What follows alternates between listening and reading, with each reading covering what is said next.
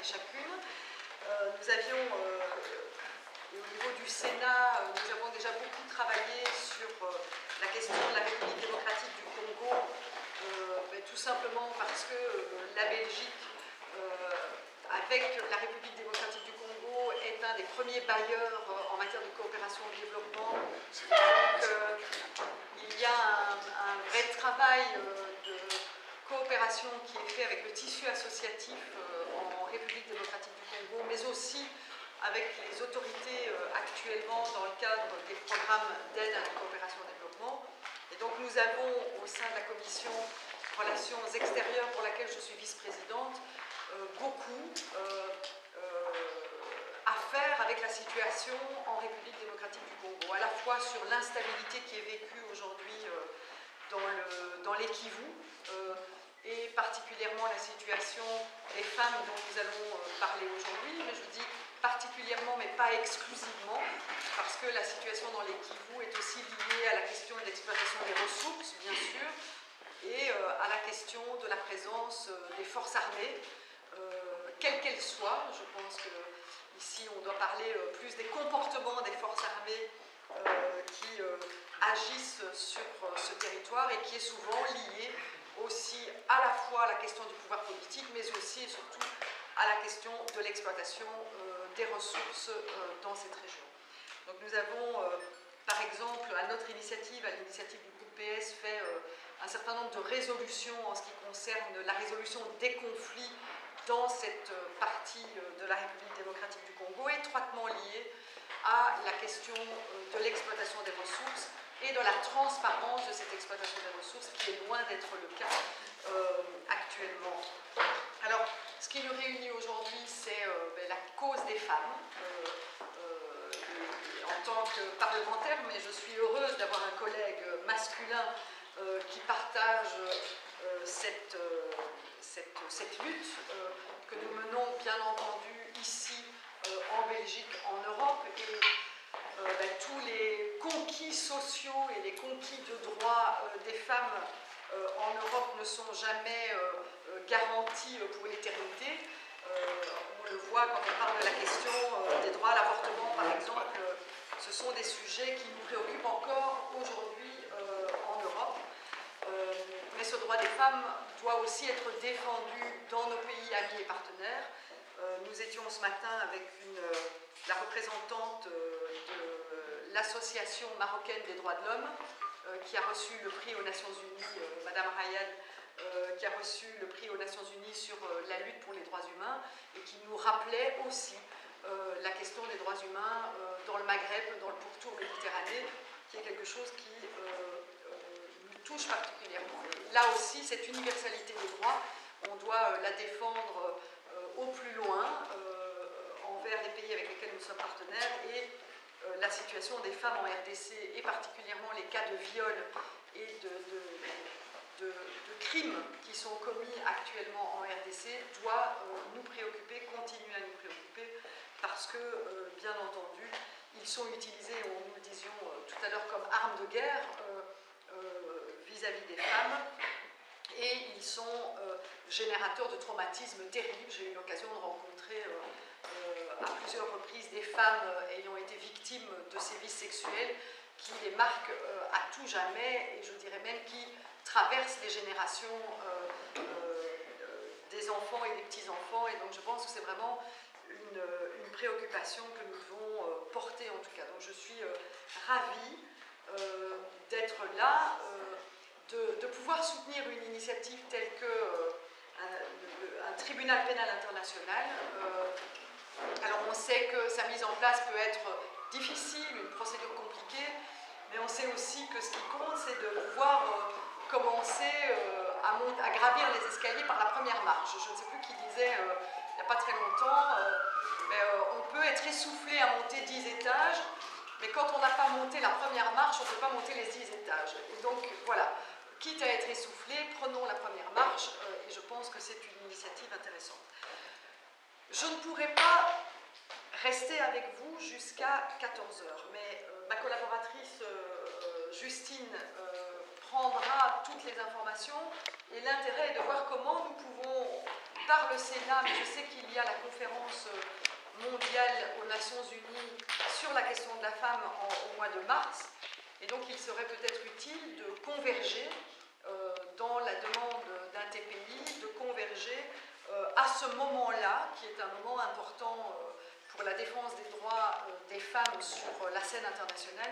Il serait peut-être utile de converger en mars avec plusieurs pays sur une demande telle que celle-là, et donc il serait intéressant de voir concrètement comment la Belgique peut contribuer à ce type de revendication qui serait formulée au niveau des Nations Unies. Voilà, je vais vous donner la parole.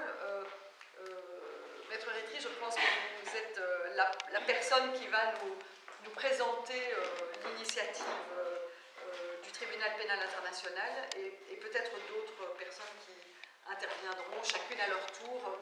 Les gens qui me connaissent savent que je ne suis absolument pas protocolaire, donc ne vous choquez pas si je ne respecte pas le protocole, mais je trouve que c'est beaucoup plus amusant de ne pas respecter le protocole. Voilà, ça déstabilise et ça crée des surprises. Et donc, voilà. Chacun y va comme il le souhaite. Pardon ? Ça tombe bien, on ne connaît pas très bien. Ah ben voilà, très bien. Ben vous êtes dans le... Voilà. Veuillez m'en excuser, c'est que j'ai vraiment une réunion à laquelle je ne peux pas échapper, et donc je vous laisse entre de bonnes mains. Deux mains, parce que... Attendez. Voilà. Très bien.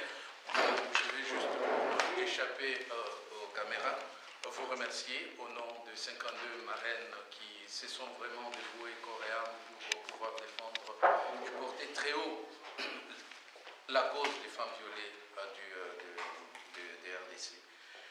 Il y a 2 ans ou 3 ans déjà, vous receviez toujours ici au Sénat cette dame qui était très fatiguée à ce moment-là, Nicole qui était très fatiguée, et ce groupe était conduit par M. Roger Bongos.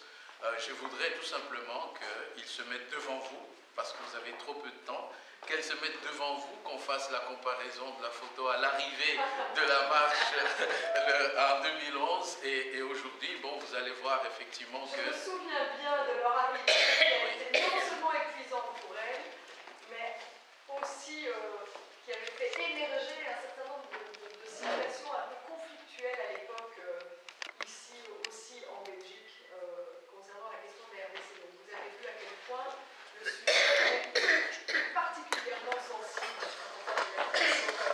Merci d'être à nouveau avec nous, et merci pour tout l'effort que vous avez réalisé. Bien entendu que ce groupe s'adresse à vous pour vous dire, écoutez, Madame la sénatrice, il y a 3 ans on s'était vu, où est-ce que nous en sommes? Il y avait un mémorandum qui avait été déposé, vous vous souvenez, et ce mémorandum demandait le tribunal pénal international pour l'AR des Congo. Et donc vous aviez effectivement promis de faire quelque chose. Aujourd'hui, sans protocole, je me permets de noter que vous parlez encore des résolutions, des volontés, d'initiatives et d'autres initiatives, mais en fait, où en sommes-nous par rapport au tribunal pénal international? Donc c'est lorsque ce dossier s'est retrouvé pratiquement bloqué un peu partout, il n'y a pas qu'en Belgique, il y a aussi aux États-Unis, en France et partout, que les marraines ont dit on va se lever, on va pratiquement aller demander ce tribunal. Donc tout le monde, on sait maintenant que la question des femmes, on n'en parle plus, on n'en discute plus, tout le monde est d'accord sur le fait que c'est inacceptable. Mais maintenant, une fois que c'est inacceptable, va-t-on continuer à dire que bon, ces femmes sont violées par la faute à personne? Va-t-on continuer à remettre toujours des oripeaux beaucoup plus hauts, beaucoup plus beaux à ceux qui sont des bourreaux reconnus? Va-t-on continuer à ignorer ces femmes alors que la comptabilité macabre, elle, ne s'arrête pas? Bon, jusqu'à quel point on pourra aller pratiquement avec nos tripes d'humains? C'est le message que les marraines ont voulu porter en vous adressant et en vous déposant encore une fois officiellement leur mémorandum, qui est une déclaration de marraine par laquelle elles vous expliquent tout simplement qu'elles se sentent mal dans leur peau d'humaines, de femmes, de voir que d'autres femmes sont traitées comme si elles étaient quelque chose qui ressemble à des humains, alors que c'est des humains. Et la seule chose que les marraines demandent, c'est que chacun se regarde en face, que M. Barack Obama reconnaisse qu'il a le prix Nobel de la paix, c'est vrai à crédit, mais qu'il faut qu'il honore au moins son Nobel de la paix. Que le président Van Rompuy, on lui demande tout simplement de faire en sorte que les valeurs de l'Union européenne soient des valeurs qui soient portées plus haut. Et naturellement, on ne voit pas dans les valeurs de l'Union européenne la place laissée au bourreau au détriment des victimes. Et donc nous voulons tout simplement qu'au Conseil de sécurité, M. Van Rompuy mobilise ses troupes et fasse en sorte que tous les pays de l'Union européenne votent d'une même voix. Bien sûr que la Belgique et nous, c'est une histoire d'amour, c'est une histoire de famille. Naturellement, on ne peut pas parler du Congo sans parler de la Belgique, on ne peut pas parler de la Belgique sans parler de son Congo. Mais la Belgique est-elle vraiment fière du traitement qui est réservé au Congo et aux Congolais aujourd'hui? Est-elle fière du traitement qui est réservé aux Congolaises aujourd'hui? Qu'est-ce que la Belgique pourrait, ou qu'est-ce que la Belgique a à gagner à ce que le Congo soit ainsi maltraité? Nous ne voyons pas, et c'est de ça que nous allons peut-être discuter avec le ministre des Affaires étrangères. Mais déjà, nous vous remercions d'avoir été toujours proche de ceux qui, éventuellement, veulent parler de cette affaire. Nous vous remercions d'avoir été toujours, effectivement, celle qui s'est toujours montrée disponible pour écouter ces cris. Et nous vous remettons aujourd'hui, très officiellement, la déclaration de marraine. Madame Sylvie, et vous pouvez aller remettre la déclaration de marraine à Madame Arena. L'une de l'autre, chacun de l'autre côté, vous allez devant. Que le monde sache qu'elle l'a reçu.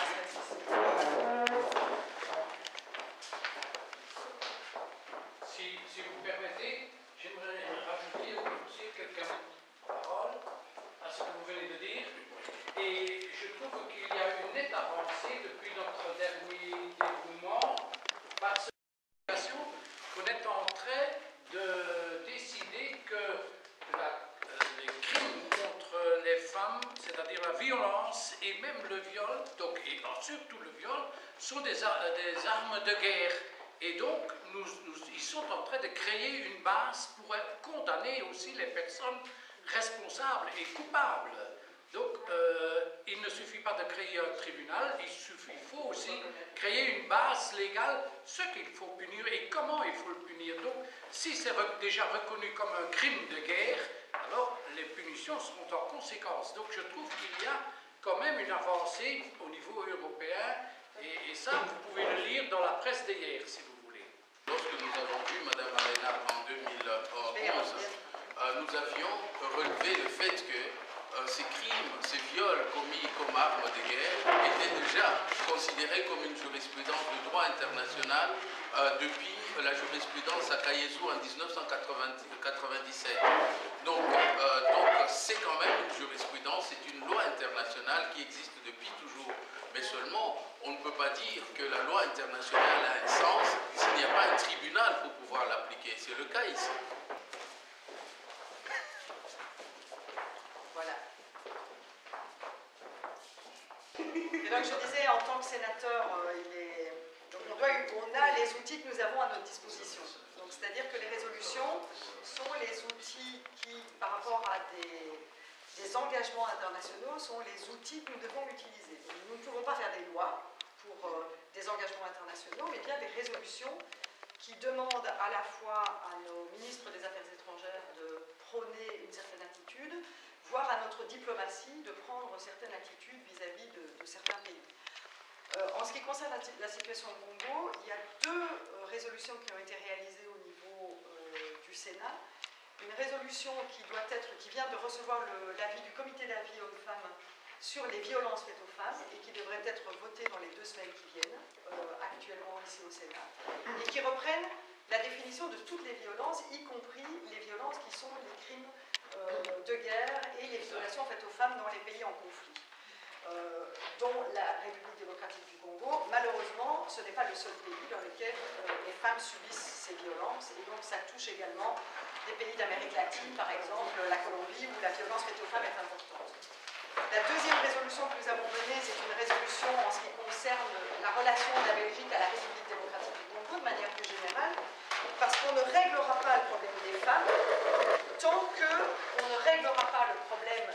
séparation de la justice et de l'État, d'avoir une justice correcte au Congo et aussi d'avoir une sécurité au Congo. Et donc, toutes ces questions sont traitées dans une deuxième résolution qui a été, elle, votée déjà il y a un an et qui doit guider les affaires étrangères par rapport à la relation qu'ils ont avec le Congo. Alors, est-ce que les résolutions, ça suffit? Moi, vous savez, je me souviens d'une résolution qui était une résolution que tout le monde trouvait comme ne servant à rien. Et pourtant, elle a permis à l'Europe de défendre une chose aux Nations Unies, c'est la reconnaissance de la Palestine comme étant un État à part entière. Ça s'est fait grâce à une résolution qui est venue ici en Belgique, qui a fait la pression à l'Europe. La pression a pris une position unanime par rapport aux Nations Unies. Et donc on peut partir d'un tout petit texte à un moment donné, mais qui est porté par des partenaires européens et ensuite qui fait office de position commune de l'Europe vis-à-vis des Nations Unies. C'est, je pense, ce que nous devons faire ici, même si la Belgique est un pays qui en taille par rapport à la France, par rapport à l'Allemagne ou par rapport à d'autres pays est moins important. Je pense que sur cette question, et particulièrement sur le Congo, souvent la Belgique est entendue. Mais jamais la Belgique sera moins importante s'agissant du Congo. Ça, vous savez, je pense qu'il ne faut pas être nostalgique. Mais s'agissant du Congo, nous savons très bien que la Belgique est effectivement le pays qui connaît le mieux, qui peut le mieux expliquer aux autres pays ce qui se passe. Et donc, ce qui nous étonne, c'est qu'en 20 ans, effectivement, la Belgique pratiquement joue la posture d'attente, comme si éventuellement il attendait que le Congolaise soit achevé avant d'intervenir. Or, je pense qu'aujourd'hui, les Belges et le Congolais, plus que jamais, ils ont besoin de retrouver leur fraternité historique. Et c'est donc à la Belgique de défendre au plus haut point la position qui est la nôtre, qui est celle de demander un tribunal pénal international. Et donc, j'espère que notre ministre des Affaires étrangères défendra la position que j'ai prise ici. Je vous ai entendu dire qu'effectivement, il faut qu'on se mette tous ensemble pour que l'on soutienne cette idée du tribunal pénal international. Et c'est déjà une très bonne chose, car rappelez-vous, à peine les marcheuses étaient reparties, elle était rentrée en grève de la faim, donc en 2012, et puis après la grève de la faim, donc en 2012, on entend le roi effectivement faire son allocution où effectivement il appelle le peuple belge à la solidarité vis-à-vis de ces femmes qui souffrent. Ça fait chaud au cœur, mais bon, on se dit, il faut maintenant qu'on passe à l'étape lutte contre l'impunité. Or, ce qui se passe aujourd'hui au Congo avec l'amnistie, des gens qui sont en train de récidiver, pendant qu'ils sont en train de récidiver, on vote pour eux de loi d'amnistie, c'est quand même bizarre. C'est quand même bizarre. Et les Nations Unies vous disent, attention, ils sont en train de récidiver. Non, de l'autre côté, les Nations Unies disent, non, signez la loi d'amnistie. On ne comprend rien, là, on ne comprend rien. Mais pendant ce temps, les femmes sont violées, les hommes sont tués, les familles sont... Et on se donne bonne conscience en finançant un hôpital. Exactement. Donc, voilà. Merci. Merci à vous en tout cas. Donc, je vous propose de continuer le débat parce qu'il y a d'autres personnes qui sont là, de continuer le débat et de la manière concrète avec laquelle on peut soutenir l'initiative du TPI. Vous savez qu'on n'est pas au Conseil de sécurité de Belgique, et donc c'est de voir par quel autre outil nous pouvons soutenir une démarche telle que celle-là. Donc ce serait intéressant d'avoir cette approche pragmatique venant de vous, qui nous disent, nous estimons que la meilleure manière de soutenir l'idée du TPI pour la Belgique qui n'est pas au Conseil de sécurité, ce n'est pas comme la France qui y est, de voir comment est-ce que nous pouvons, nous, agir pour soutenir une démarche telle que celle-là. Oui, déjà, je peux vous dire que la France nous a promis effectivement son soutien et la France a commencé effectivement à chercher le 9 voix dont il a besoin au Conseil de sécurité. Nous savons que la Belgique peut nous aider parce qu'il y a un lien quand même fraternel avec les Benelux et le Congo. Donc si la Belgique demande à son petit frère ou son grand frère, on ne sait pas qui est plus grand que l'autre, donc si la Belgique demandait au Luxembourg, s'il vous plaît, votez dans le sens d'un tribunal pénal international, vous aurez fait déjà le travail qu'on attend de vous. C'est vraiment tout ce qu'on peut vous demander à ce stade, parce que même la plus belle fille du monde ne peut donner que ce qu'elle a. Par rapport au sommet ONU femmes en mars. Est-ce qu'il y a quelque chose qui, par rapport à la France, qui va être fait parce que ce serait dommage de ne pas aborder lors d'un sommet femmes aux Nations Unies la question qui nous préoccupe aujourd'hui. C'est une opportunité qui serait ratée, je pense. Oui, la France entend déjà travailler sur ce dossier le 4 mars, oui, avec la réunion de la francophonie où ils vont parler ils vont d'ailleurs à Kinshasa. Peut-être que ce serait bien de donner toutes les dates auxquelles on pourrait se rallier aussi aux initiatives françaises. Je pense que ce serait intéressant. Ok. En tout cas, vous êtes très remerciés. Bon, j'aurais bien voulu que vous fassiez une photo avec l'initiateur de la marche. Bien sûr. Et les deux initiatrices, pour que l'histoire reconnaisse. Vous êtes grand, hein. C'est mon taille. Que l'histoire reconnaisse que... Oui. J'appelle mon collègue homme, parce que c'est bien quand on est avec un peu de parité. Voilà.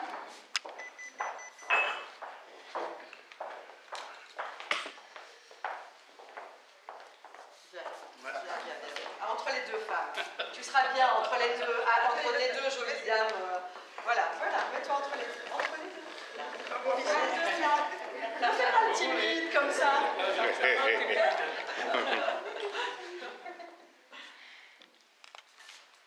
Voilà. Merci.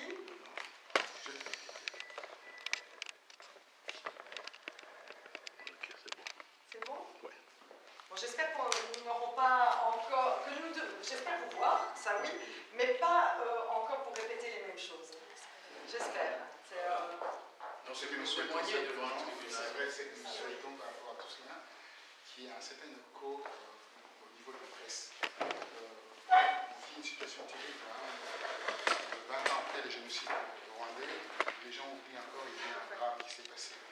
Et par rapport à ce drame que la RDC est à peine vivre, il faut mettre la presse derrière en fait, cette action pour que l'opinion internationale, l'opinion publique soit saisie en fait, de cette situation. Parce que c'est l'opinion publique qui en fait, donne la vision afin que cette situation soit décantée. Nous demandons à la Belgique où il y a un lobbying assez important, on le sait après New York, c'est Bruxelles.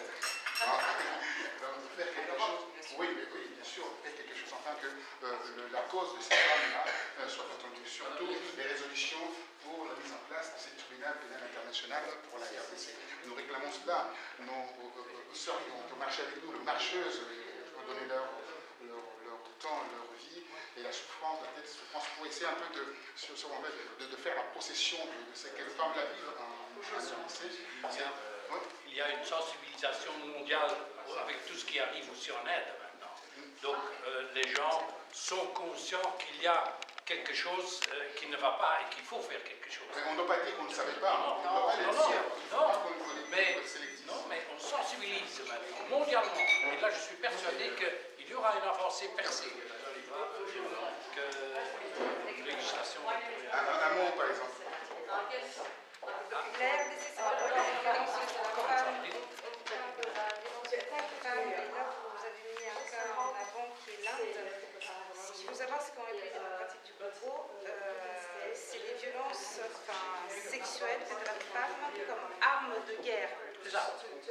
Qui n'est pas encore officiellement...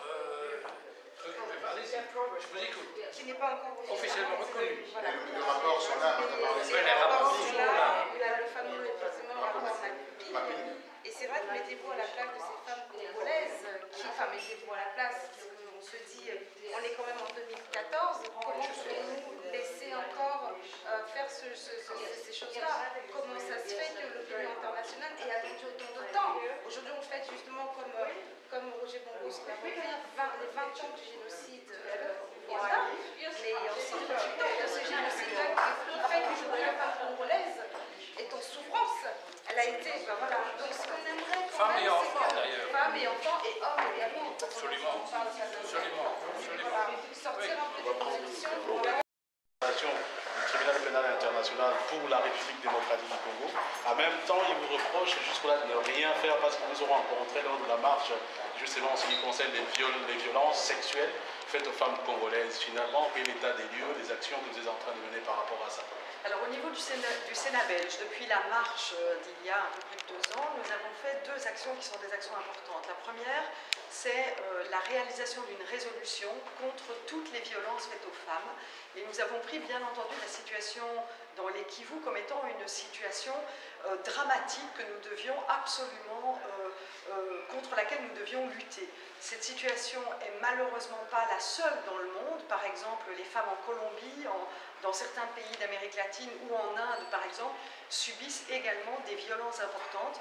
Et donc nous devons lutter contre ces phénomènes, mais qui sont, je dirais, extrêmement présents et critiques dans les zones de conflit, comme par exemple la zone des Kivu. La deuxième résolution qui a été prise par le Sénat, c'est une résolution concernant l'exploitation des ressources en République démocratique du Congo, parce qu'on a fait le lien entre l'instabilité politique, l'instabilité économique et l'instabilité tout court, et bien entendu les violences qui sont faites aux femmes. Et les ressources naturelles sont au départ de quelque chose dans les Kivu. Et donc nous avons voulu aussi avoir une approche plus large que uniquement la question des violences, mais parler de la question des ressources naturelles et de la manière dont ces ressources sont exploitées en République démocratique du Congo.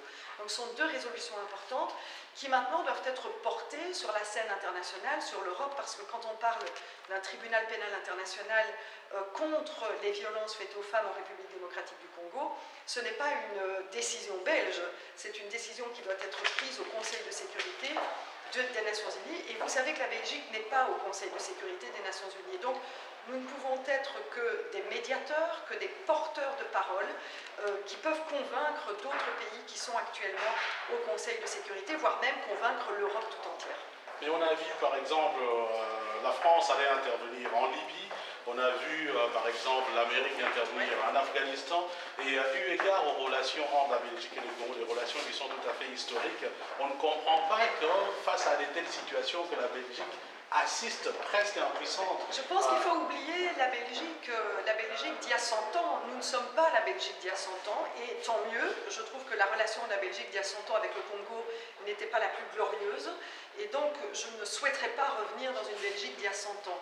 Aujourd'hui, la relation de la Belgique avec le Congo est une relation d'amis, est une relation de partenaires, et nous devons travailler de cette manière-là, c'est-à-dire avec la société civile, avec les Congolais, et non pas par le biais d'une intervention quelle qu'elle soit. Je crois beaucoup plus dans le dialogue, dans le jugement, dans la justice qui peut être faite, plutôt que par le biais de l'intervention militaire. Je ne suis pas de celles qui pensent que l'intervention militaire règle les choses.